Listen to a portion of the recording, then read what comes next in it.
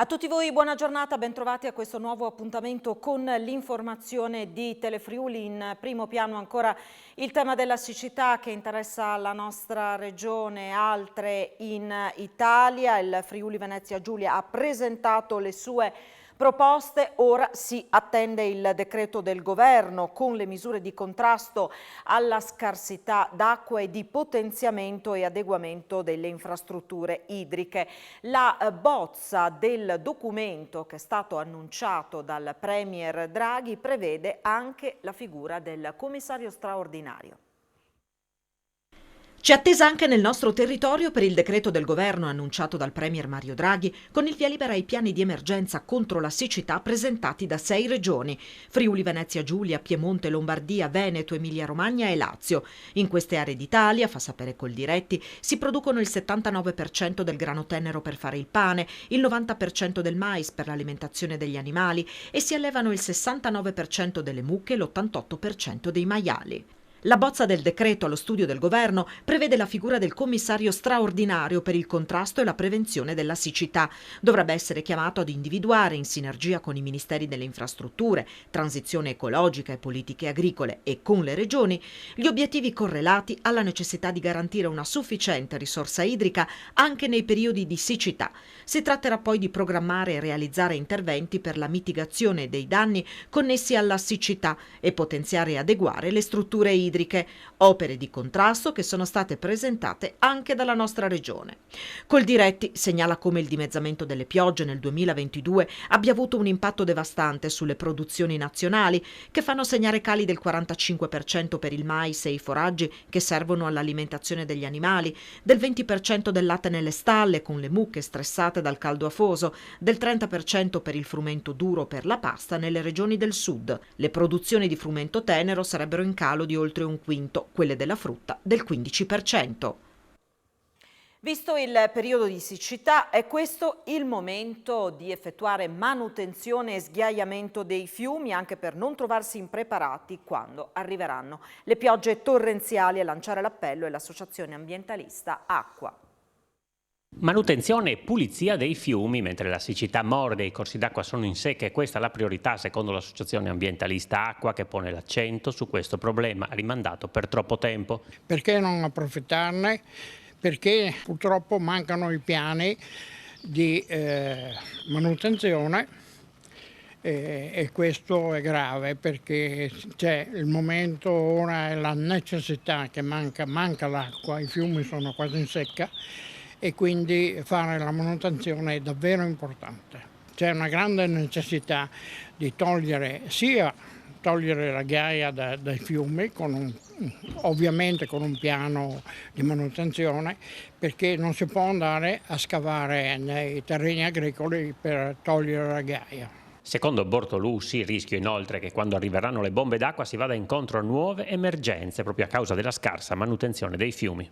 Pare che l'economia funziona sui disastri, noi invece vogliamo che l'economia funzioni sulle manutenzioni, sul prelievi e quant'altro. La cronaca: carabinieri impegnati in varie regioni d'Italia, anche in Friuli Venezia Giulia, per l'esecuzione di un'ordinanza di custodia cautelare per traffico di droga con modalità mafiose nei confronti di 25 persone. Sono ritenute affiliate a un clan di Bitonto e Palo del Colle in provincia di Bari. I militari stanno eseguendo gli arresti tra Puglia, Calabria, Sicilia, Emilia Romagna e appunto Friuli Venezia Giulia.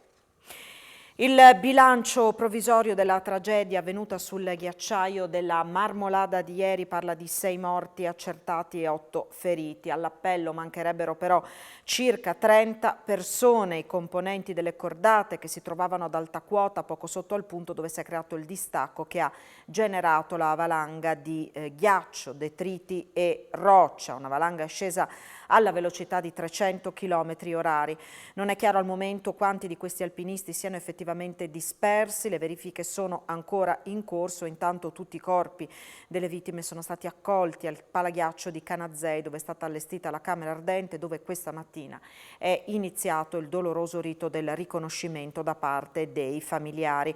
Per tentare di dare un nome alle salme, di capire quanti possano effettivamente essere dispersi, il soccorso alpino ha predisposto un numero di telefono dove segnalare il mancato rientro di amici e familiari da possibili escursioni sul ghiacciaio della Marmolada. Lo avete visto prima in sovraimpressione, il numero di riferimento è 0461 495272, lo ripetiamo ancora, 0461 495272.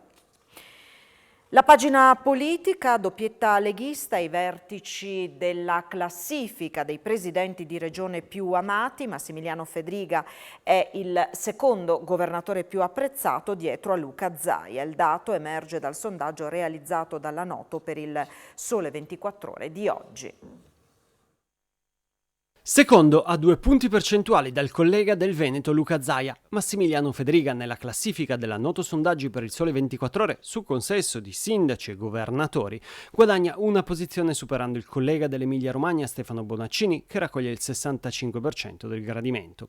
Fedriga arriva al 68% a soli 2 punti percentuali rispetto al leader Luca Zaia, saldo al comando con il 70% dell'approvazione. Il governatore del Friuli Venezia Giulia è ovviamente contento del riscontro. Bisogna continuare a lavorare, aggiunge, sapendo che i sondaggi, seppur con campioni importanti come questo, rimangono tali. Il sondaggio in effetti è stato effettuato tra il 1 marzo e il 26 giugno e ha visto un campione di 1000 elettori a regione.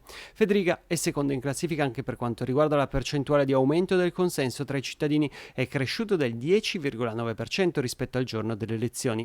Sul gradino più alto del podio c'è Bonaccini, più 13,6%, mentre al terzo posto si piazza il presidente della Sicilia, Nino Musumeci, col più 10,2%. In coda alla classifica generale si piazza invece il presidente del Molise, Donato Roma, e del Lazio, Nicola Zingaretti. Voti non solo ai presidenti di regione ma anche ai sindaci. Vediamo com'è andata in particolare per i primi cittadini della nostra regione.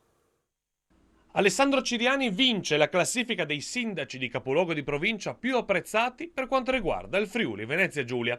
Il sindaco di Pordenone è 10° a livello nazionale e primo per la nostra regione. Ciriani, eletto nel 2021 secondo il Sole 24 Ore, ha però perso dei punti di gradimento rispetto al giorno delle elezioni, passando dal 65% all'attuale 58%. In una classifica in cui non compare il confermato sindaco Rodolfo Ziberna, impegnato in campagna elettorale fino a qualche giorno fa e che lo scorso anno si era piazzato ottavo, ci sono invece Udine e Trieste. E se Di Piazza si posiziona 50°, vedendo migliorare il proprio consenso rispetto alle recentissime elezioni di 1 punto percentuale, il sindaco del capoluogo friulano Pietro Fontanini è 70° in classifica generale, sceso dal 50,4% di gradimento che nel 2018 gli aveva permesso di diventare primo cittadino all'attuale 46,5%. Un calo però più contenuto rispetto ad altri sindaci che gli permette comunque di guadagnare delle posizioni, dato che nel 2021 si era posizionato al 90° posto. Manzano è capofila di un accordo di collaborazione con Informest insieme ai comuni di Corno di Rosazzo, Pavia di Udine, Premariacco e San Giovanni al Natisone per accedere alle fonti di finanziamento della programmazione comunitaria. L'intesa è stata siglata oggi a Manzano. Le necessità del comune di Manzano sono di tutti i comuni. Noi abbiamo problemi di personale, abbiamo problemi di competenze perché andando in pensione i capi ufficio che avevano una certa esperienza ci troviamo con giovani veramente bravi ma però senza esperienza amministrativa, dunque c'è questa difficoltà e per questo noi abbiamo pensato appunto di mettersi in rete con altri comuni perché i problemi sono comuni in modo da avere più forza, avere più personale per poter andare verso i bandi europei ma anche verso i bandi nazionali perché sono sempre più complicati e dunque è importante fare sinergia per riuscire a avere il meglio di questi bandi.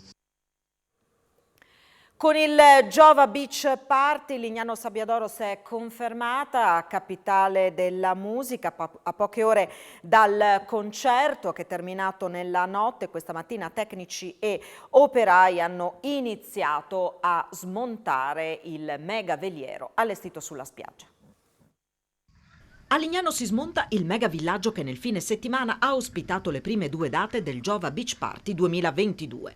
61.000 persone hanno raggiunto la spiaggia del Bell'Italia. Dopo il sold out da 36.000 persone registrato sabato, altre 25.000 hanno raggiunto e animato domenica il veliero di Giovanotti.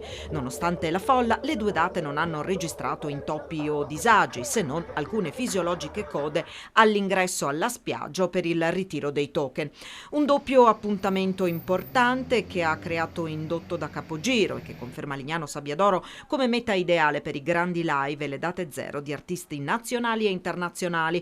Lo stesso Lorenzo Cherubini ha commentato con entusiasmo l'evento, descrivendolo come indimenticabile e con il pubblico più incredibile al mondo. Soddisfatto anche il presidente della regione Massimiliano Fedriga, che ha fatto consegnare all'artista una felpa marchiata "Io sono Friuli Venezia Giulia". 2 giorni di show unico nel suo genere, ha commentato il governatore, un successo ed un'importante opportunità per tutta la regione. Il tour ora proseguirà con un'altra doppia data, quella organizzata nella Riviera Romagnola. L'8 e il 9 luglio a Marina di Ravenna si replicherà infatti quanto visto e sperimentato sull'arenile dello stabilimento balneare friulano. 21 le tappe complessive che il tour affronterà lungo lo stivale. È cominciata oggi la stagione 2022-2023 per l'Udinese, che si è ritrovata al Friuli agli ordini del nuovo allenatore Andrea Sottil. Una settimana di allenamenti in casa, poi da lunedì prossimo via al ritiro in Austria. 40 giorni dopo il rompete le righe, l'Udinese è pronta a ripartire per una nuova stagione, agli ordini di un nuovo allenatore. Dopo la partenza di Gabriele Cioffi, che ha sedotto e abbandonato i bianconeri ad un passo dalla firma del rinnovo per accettare l'offerta migliore del Verona, i Pozzo hanno scelto Andrea Sottil, che da oggi avrà la possibilità di lavorare con i suoi giocatori. In una squadra in realtà ancora tutta da costruire, tanti volti che hanno lasciato per volontà di mercato o per mancato rinnovo di contratto Udine e l'Udinese, e altri ancora lo faranno nelle prossime settimane. De Lofeu e Molina hanno le valigie pronte da inizio giugno, Udoge è corteggiato da tutte le big d'Italia e Beccao sembra promesso sposo in Premier League. Agli ordini di Sottil però ci saranno anche i 5 nuovi acquisti, Abanqua, Lovric e Bosele, Buta e Ghessan, che verranno valutati per capire chi di loro si potrà aggregare alla prima squadra e chi alla primavera. I nuovi e non solo avranno una settimana di lavoro a Udine per guadagnarsi la fiducia di Sottil, prima di partire per il ritiro austriaco di Linz fino al 30 luglio. Poi il primo weekend di agosto esordio in Coppa Italia e infine sabato 13 prima partita di campionato. Noi ci fermiamo qui, tra pochissimo l'appuntamento sempre in diretta con A Voi la Linea.